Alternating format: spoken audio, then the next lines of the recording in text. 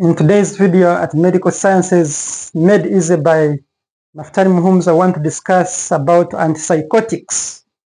So I want to see the drugs that treat psychosis, which is a mental disorder. And as we are beginning, we always urge you to hit the subscription button, you like the video, and share your comments in the comment section below. And those who are willing to support this work, you can join membership by paying a fee of 10,000 or 20,000 to support this work so that we can continue serving the society. So we want to look at the drugs which treat psychosis. But before we know the drugs, we need to know how does psychosis comes about and what are the conditions under psychosis. So we are going to see psychosis. This is a mental disorder or a mental illness, and this mental illness is due to overactivity. Here it is caused by overactivity of dopamine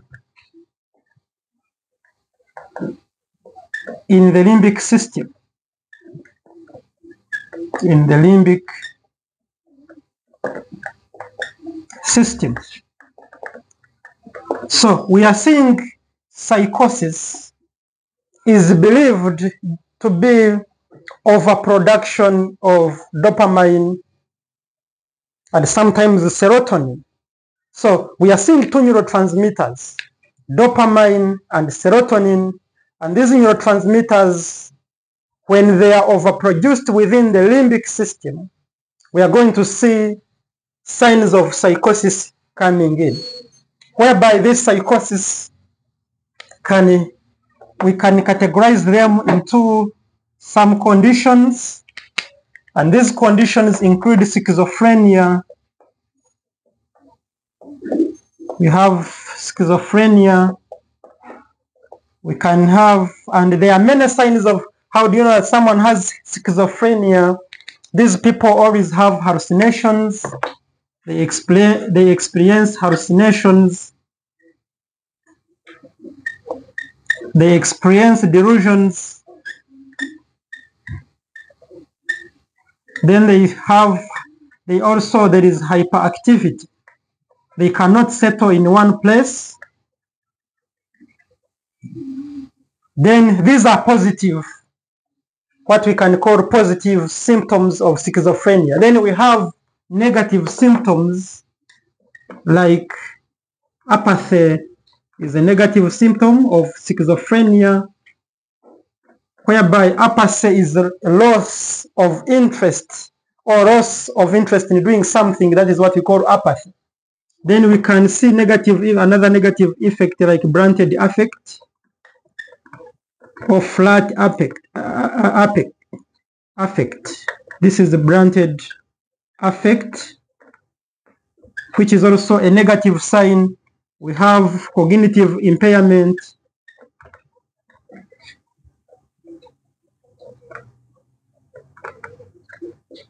Cognitive impairment. So these ones we are regarding them as negative symptoms. Then these ones we are regarding them as positive symptoms of schizophrenia, as we shall see. So these are the positive symptoms of schizophrenia. Hallucinations. What are hallucinations? These are whereby an individual is listening to voices within himself, and these voices can be opposing or can be detrimental. For example, if you are listening at voices saying we can beat you or we are fighting against you, so someone can lead to hyperactivity. So hallucinations majorly is the feeling of voices. Every time other people around you cannot feel them, but you are the only one feeling those voices speaking into you. Then delusions, these are loss of contact with the reality. There is a reality, but these people always see things which cannot happen to be possible. And for them, they believe that they can think that maybe you are poisoning them. People with delusions can think that they can buy the whole, or own the whole earth, or they can say they own the whole country is theirs. That is delusions, things which are not possible. So it is loss of contact with reality. Then hyperactivity, that is whereby someone experiences extreme joy, extreme activities, so they are hyper. Then apathy, blunted affect. These are negative signs whereby blunted affect is loss of emotions. Someone has no facial expressions. Even in times of joy, there is no emotional expressions. That is what we can call blunted affect. Then cognitive impairment, which can be like memory loss. That is what we can talk about under positive and negative effects of schizophrenia. And apart from that, still psychosis can lead to mania. It can also result into mania and bipolar disorders. Bipolar disorders. Whereby under mania, this is extreme joy, extreme happiness, whereby people are not, they cannot settle. So they have what we call manic attacks. Then under bipolar disorders, this is where an individual at one point is overjoyed or is too happy, is celebrating. Then from nowhere they become sad. So at one point they are hyper, then at another point they experience hypoactivity. That is what we call bi. Bi means two-sided. You can experience intense joy or intense sadness. That is what we can experience. We can explain as bipolar disorders and mania. So this is what we can describe psychosis, which we want to treat in this session. And this psychosis, which we are saying is due to overactivity of dopamine and serotonin in the limbic system. If this is a simple illustration of the limbic system within the brain, and this is the hypothalamus. So we're going to see the hypothalamus is having the neurons. It has different neurons that supply the limbic system. So we have different neurons supplying the limbic system and the neurotransmitter they use is dopamine. So these are dopaminergic receptors or neurons at the terminal, which supply the limbic system. And the limbic system have 4 pathways, whereby one of the pathway is known as the mesolimbic pathway. We have the mesocortical pathway. Then there is what we call nigrostriatal pathway.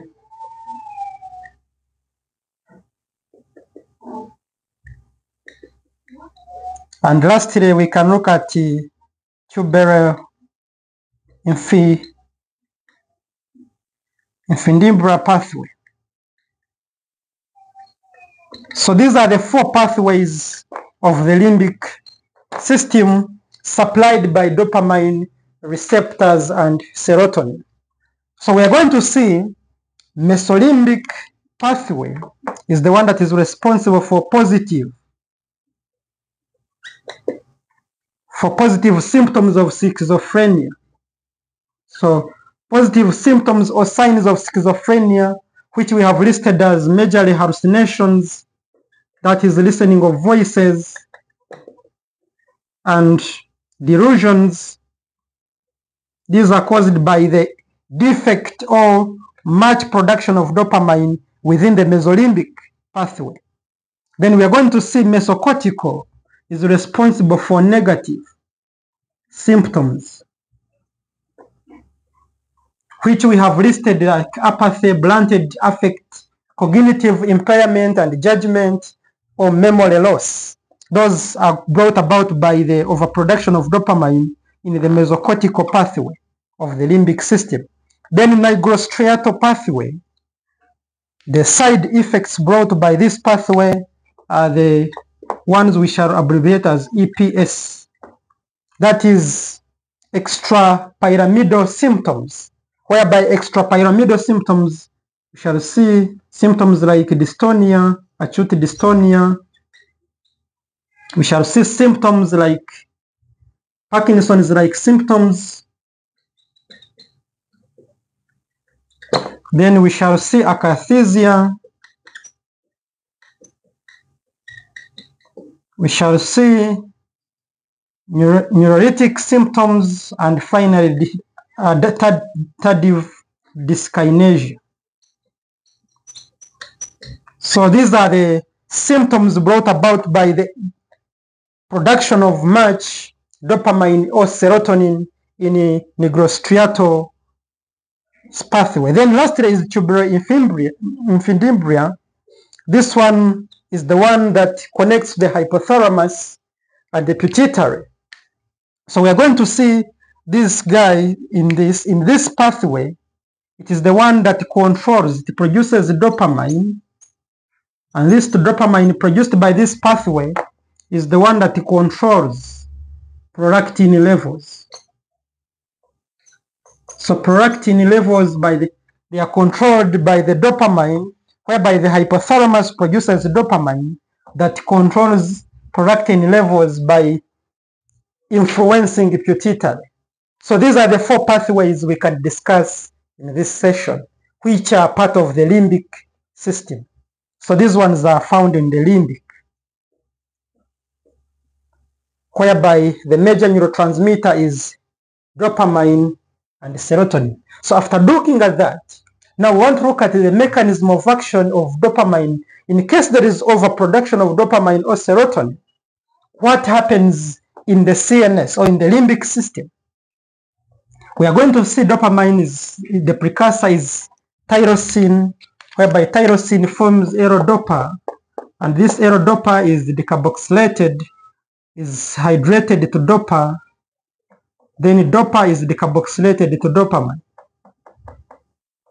And this dopamine is stored as a neurotransmitter in the vesicle, and it is released by exocytosis in the synaptic cleft. And after being released dopamine, it has receptors in the central nervous system, that is in the limbic, whereby the predominant receptor is D2, dopamine 2 receptor. Though dopamine has D1 up to D5, but the most predominant receptor we are going to use in this session is the D2 receptor. Then for serotonin, which we call 5-hydroxytryptamine, the receptor we are going to talk about for serotonin is going to be 5-2A receptor, which is the one that is going to play a big role, because we are looking at dopamine and receptor increase due to leading to this psychosis. So after dopamine is released, it attaches on the receptors at the postsynaptic neuron, and after attaching, D2 receptors are inhibitory. They work under GI, that is G inhibitory, whereby their action is they decrease CAMP levels. And after decreasing CAMP levels, it leads to hyperpolarization and so forth, leading to inhibitory effects.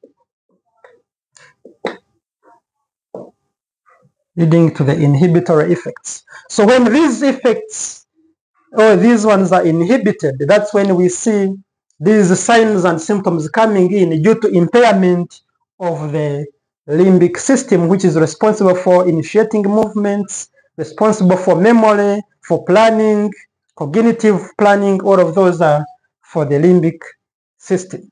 So that is the action whereby we are going to see this dopamine doing the role of inhibiting the action that when we give the drugs, for example, we are going to use these drugs, the dopaminergic antagonists or antipsychotics, that for them they will come and bind on the receptors, on the D2 receptors, and after binding on the 2 receptors, they block the action of dopamine. And when there is no dopamine, then the action potential can be propagated to correct these signs and symptoms. And before we begin these drugs, we're going to tell you that these drugs do not treat psychosis, but they target or they reverse the signs. And these antipsychotics, they have the same efficacy. The efficacy is the same, but they differ in potency or in affinity for receptors, as we are going to see. Whereby we are going to tell you that the typical ones, some are low potent, others are high potent. Then like that. That's what we are going to talk about in the antipsychotics. So, as we begin these drugs, the antipsychotic drugs are divided or they are classified into two. That is the typical antipsychotics and atypical antipsychotics. The typical ones, you can even call them second generation. This is the first generation. You can call them first generation antipsychotics. Then the atypical, that is second generation antipsychotics. Then the mechanism of action of these typical antipsychotics, which we are seeing, we are dividing them into two, chlorpromazine and thioridazine. These are low potent. These are low potent antipsychotics. Then haloperidol, fluphenazine, trifluperazine, and penifuridol. These ones are high potent. They are high potent antipsychotics, meaning they have high affinity for D2. They have high affinity to bind to D2 receptors, whereas these ones have low affinity and have much activity on serotonin receptor, alpha-1 adrenergic receptor, and the muscarinic receptors, and histamine or H1 receptor. Whereas haloperidol, fluphenazine, then penifuridol, these ones have high potent for dopamine 2 receptor with low activity on the serotonin, on the muscarinic, the alpha-1 adrenergic, and histamine. So that is the difference between, but the efficacy or the therapeutic, the efficacy is the same for both. They don't differ in efficacy, but they differ in the affinity to bind on the receptors. And the mechanism of action of these drugs, the typical ones, is that they act by these, they are called dopaminergic antagonists, or you can call, they act by binding. They bind to dopamine 2 receptors, and after binding on the dopamine 2 receptors, because we have seen majorly for them, they target the dopamine 2 receptors, and after binding on them, they inhibit dopamine from acting. So they are dopaminergic antagonists. So hence inhibiting dopamine actions. Because we saw psychosis is due to overaction of dopamine. So we give these drugs so that they can bind on these receptors within the CNS and the peripheral tissue, so that the much production of dopamine does not continue to cause inhibitory effects which are bringing about these signs. So that is their mechanism of action. Whereas for the atypical, which are second generation antipsychotics, and examples we have clozapine, olanzapine, risperidone, quetiapine, then we have aripiprazole. These are second generation antipsychotics, and for them their mechanism of action is that they act by majorly, for them they bind to serotonin 5-hydroxytryptamine 2A receptors. So for them they have high affinity for these receptors compared to the D2. So for them majorly they inhibit, hence they inhibit actions of serotonin. as we said from the beginning, either psychosis is caused by overactivity of dopamine or serotonin. So the first generation target to inhibit action of dopamine, whereas the second generation inhibit serotonin majorly activities. We are saying the word majorly. It doesn't mean they don't have serotonin activities, that is first generation, and these ones don't mean that they don't have dopamine 2 receptor activity, but majorly they target serotonin. But also, we are going to see that these ones have high activity also for other receptors like muscarinic receptors. They have also action on muscarinic, on alpha-1 adrenergic, and then they have also action on the histamine H1 receptor, then plus highly on serotonin. Whereas these ones, the major one is the dopamine 2 receptors, but also they have least action on serotonin 2A. They have least action, as we shall see, on muscarinic, then on alpha-1 and histamine receptors. That is what we can also talk about.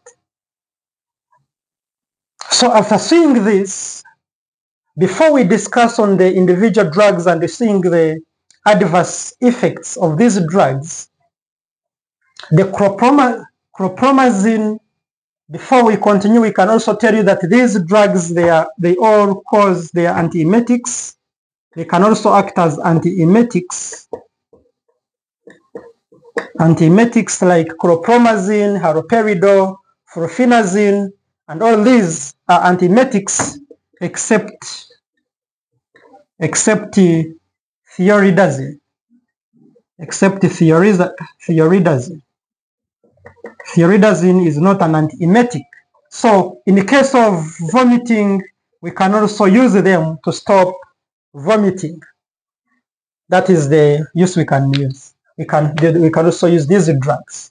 So as we have seen, chlorpromazine and thioridazine having low potent for dopamine 2 receptors and high activity for muscarinic, alpha-1 and H1 together with this.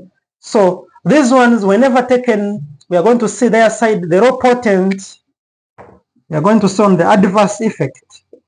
Low potent typical drugs can lead to sedation. It can cause sedation. When they bind on the muscarinic, they can lead to constipation. Dry mouth.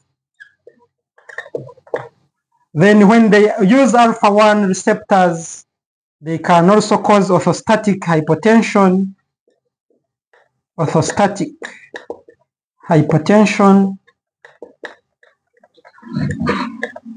They can lead to sexual dysfunction.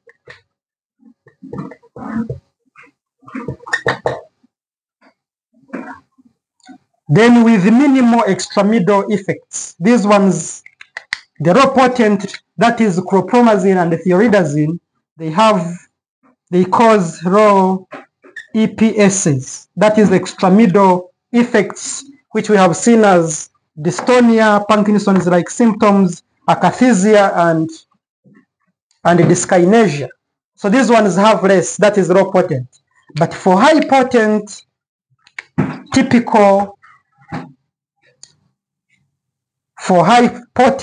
we are going to see for high potent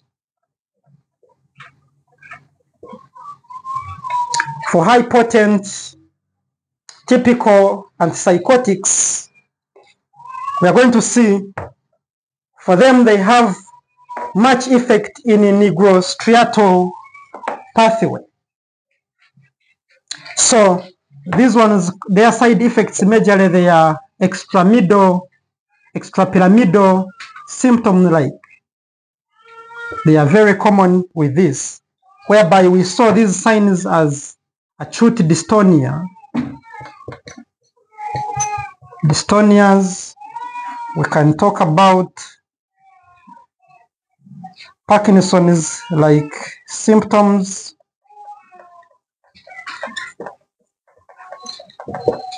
Then we can talk about other adverse effects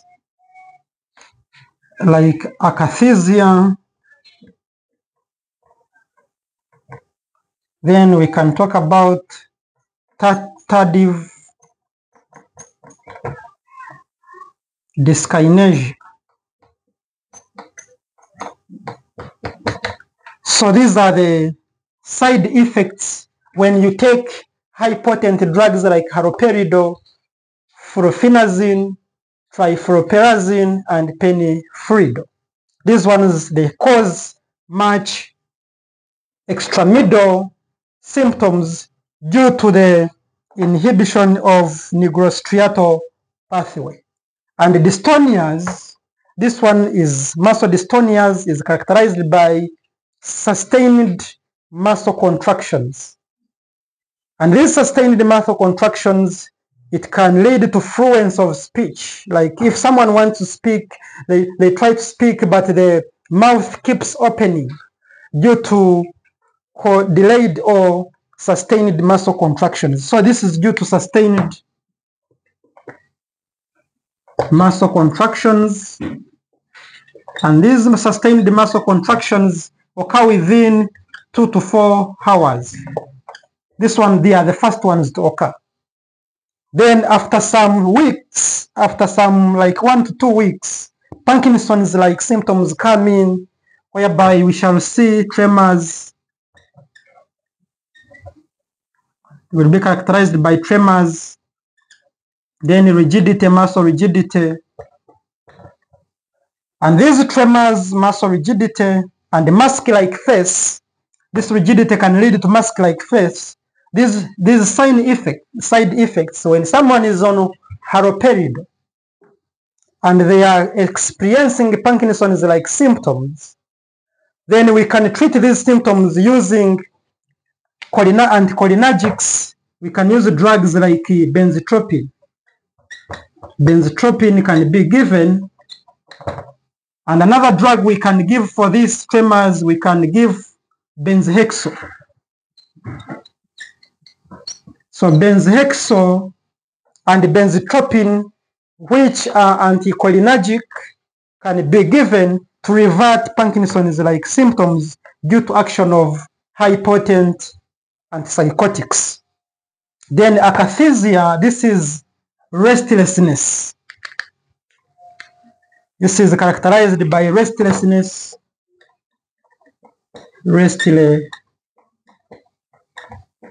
whereby someone cannot settle for one. They cannot settle. They want to do this, they want to do this, they cannot sit down, they feel like keeping moving. That is what we call akathisia. So it is a state of restlessness. They want to keep talking, they want to keep moving, they cannot sit in one place for a time. That is what we call akathisia. Then tardive means slow dyskinesia. This is characterized by jerky movements, jerky or rapid movements, muscle movements, and these movements majorly affect the mouth, tongue, or you can say lips and tongue. So you find someone who has mouth which is uncontrollably shaking or moving. That is what we call dyskinesia. Abnormal movements, unexpected, uncontrollably abnormal movements, that is dyskinesia. And these ones, for the dyskinesia, we can treat it by giving propranolol. So propranolol can help us. A drug like propranolol can be indicated to revert these dyskinesia symptoms or akathisia. So that is the drug we can give to people who are on high potent, typical or first generation antipsychotics. And these first generation antipsychotics, they are very cheap. These ones are very cheap. And that's why even they have side effects. So because of their much side effects on the CNS, that's why they developed second generation, or what we call atypical, and these ones are very expensive. These ones, they are very expensive, but with minimal effects on the CNS.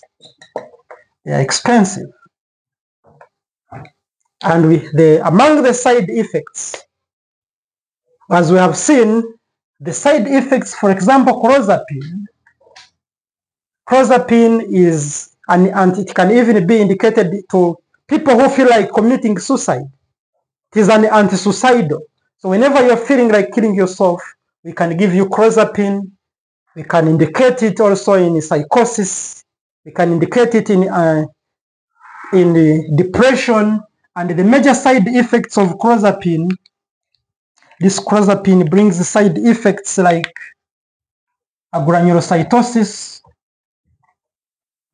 or neutropenia.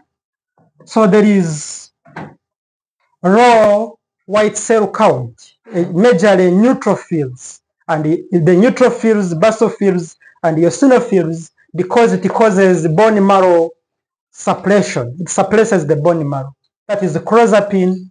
And another thing for clozapine, when taken, it can also lead to cardiac arrhythmias or orthostatic hypotension by causing QT prolongation. That is another effect of clozapine we can see. And another thing, it can also lead to precipitation of seizures. Precipitation of seizures. That is clozapine. But the major side effect is agranulocytosis or causing neutropenia. Then another drug is olanzapine. Olanzapine is also another drug. And as we have said, that these drugs, they have more action on serotonin, muscarinic, alpha-1, and histamine. So we see these guys, the typical, their major side effect is extrapyramidal effects. This one causes extrapyramidal effects. That is the major side effect caused by these symptoms. But these ones, their major adverse reaction is metabolic effects. We shall see they cause more of metabolic effects. And before we continue with this metabolic effect, another major side effect we have left on typical, which can also occur in atypical, is the hyperprolactinemia. These drugs can also lead to what we call hyperprolactinemia. And this is high levels of prolactin, and this can result into galacturia. That is, you find a man bringing milk, breast milk. It can be characterized by another condition like amenorrhea. That is lack of menses in ladies, amenorrhea. Then lack of sexual libido in men because of high prolactin levels. This is also another side effect. But the second generation, the major effect, we are saying it is metabolic, whereby it is characterized by weight gain. We see weight gain. We see hyperlipidemia coming in. This weight gain is due to blockage of histamine. Blockage of histamine leads to this. Then we can see other symptoms that can lead to diabetes. This one can lead to diabetes. And also some drugs under this category can bring hyperprolactinemia, which is leading to lack of sexual libido, amenorrhea, and galacturia. So these are the side effects for atypical. Here, majorly extramiddle, which we are abbreviating as EPS. Then here, majorly is metabolic effects. Then we have seen clozapine also has ability to cause agranulocytosis. Not forgetting another side effect as orthostatic hypotension. Orthostatic hypotension due to action on alpha-1. When it blocks alpha-1, it can lead to orthostatic hypotension. Then if it is blocking muscarinic receptors, this can lead to dry mouth, constipation, urine retention, and so forth. That is then blood vision due to blockage of muscarinic receptors. So these are much of the side effects we can see with these drugs like clozapine, olanzapine, risperidone.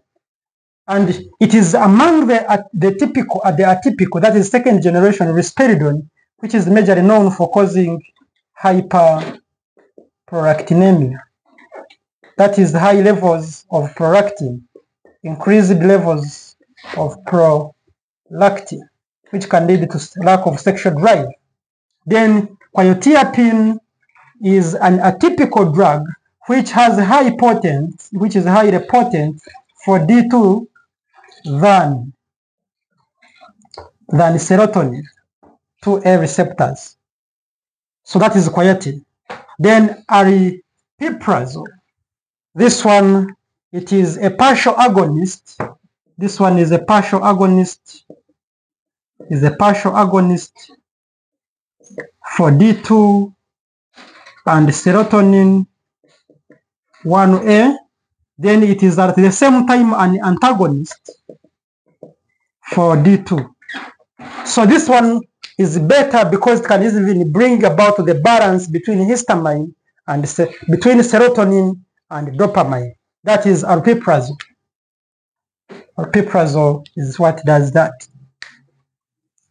Then olanzapine also follows clozapine and other examples we can see under atypical antipsychotics. So as we are here to conclude this session, the major things as a student you must master is how does psychosis comes in. You have to know the mechanism of action of these drugs we have seen, which is majorly blocking dopamine and serotonin receptors. That is what we have seen. Then another thing, the major thing to know is, apart from knowing under atypical ones, we have seen there are those which are low potent and high potent. So as a student, you should know examples of low potent first generation antipsychotics and high potent first generation antipsychotics. And then you should know about the side effects of first generation, which we have seen majorly extrapyramidal effects like muscle dystonias, then Parkinson-like symptoms, akathisia, and tardive dyskinesia. Akathisia and dyskinesia comes after like 6 months and so on. So they take longer to develop. And we have seen even the drugs that we can use to revert, like dystonia, we can use benzotropine. The Parkinson's-like symptom, we can use benzotropine and benzohexol. Whereas akathisia, we can use propanolol. That is a very important note as a student. Then under atypical, which we are calling second generation, we have said for them they have much affinity for serotonin compared to dopamine receptors plus other muscarinic alpha-1 and H1. And we have seen examples. Then the major thing to know are the side effect of individual drugs, whereby under individual drugs we have seen clozapine causing QT prolongation together with risperidone, then QT prolongation and the precipitation of seizures. But the major important is bone marrow suppression leading to agranulocytosis. Then we have seen risperidone is good for causing hyperprolactinemia. Then we have seen quetiapine good for high potency. Is the only atypical drug which has high potency for D2.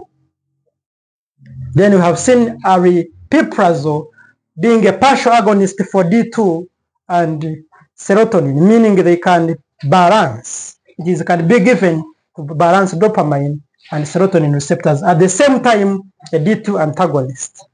Then we have seen the side effects, the general side effects, that is weight gain due to histamine H1 antagonism, hyperlipidemias, diabetes mellitus, hyperprolactinemia, orthostatic hypotension, And when it is muscarinic being blocked, bring about dry mouth, constipation, blurred vision, urinary retention, and so forth.